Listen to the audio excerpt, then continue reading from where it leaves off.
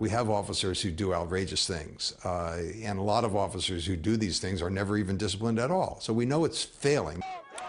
Amid recent tensions between law enforcement and the public, there are many communities across the country that are now questioning whether we have the right people protecting our streets. And tonight, how does law enforcement decide who gets to wear a badge, and is the system flawed? Only on CBS 13, Sharon Roget digs deeper into these questions.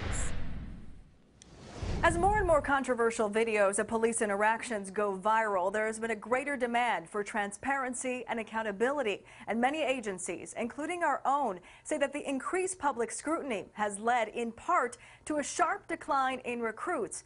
But what many may not realize is just getting your foot in the door as an officer or deputy can be an extremely difficult process. We have peace officers who have the right to restrict our freedoms and to use force against us and to invade our privacy.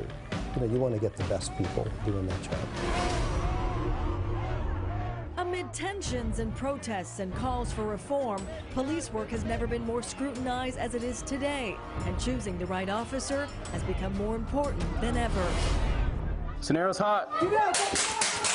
Here at the Sacramento Sheriff's Department Academy is where recruits go after they've already gone through a series of application tests and an extensive background check.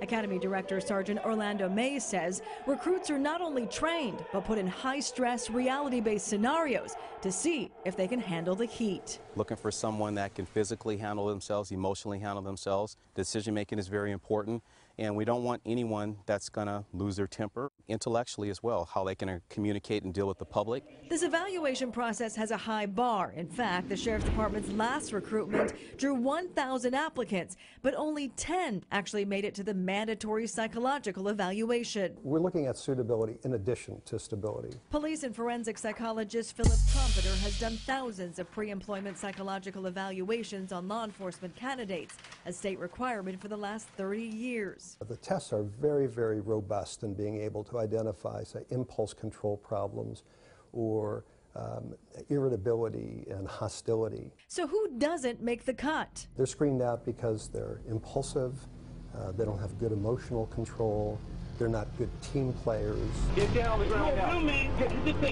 With more communities looking for change, the psychological assessment is key to assessing qualities such as integrity, judgment, assertiveness, and character. We don't select people for this position, which has a significant responsibility, on a whim. Sacramento police officer Matt McPhail says at a time when interactions between officers and members of the public are being recorded and blasted on social media and scrutinized, there is even more of a need to maintain high hiring standards. We're talking about a very small portion of the people that even want to become officers making it through the process. But much of the public criticism questions what happens after law enforcement officers are hired, and what happens when racial tensions boil to the surface, when black suspects end up dead or badly injured after a confrontation with a white officer. Many times, the officer is exonerated. Is there a system in place right now to screen out prejudice within candidates? It's very difficult because there's very little research, at least around peace officer screening, to identify who may be racist, who may be too biased to be in this profession. It's clearly something that's looked at by agencies in their background investigations. And so we're just trying to find a way in the psychological evaluation to incorporate that. And while there are hundreds of officers and deputies on our law enforcement agencies who do the right thing, the ones who don't leave a scar on the rest. What more can be done? Police chiefs have to be held responsible, and the people below them, the lieutenants and the sergeants. They have to be responsible for the performance of the people under their supervision.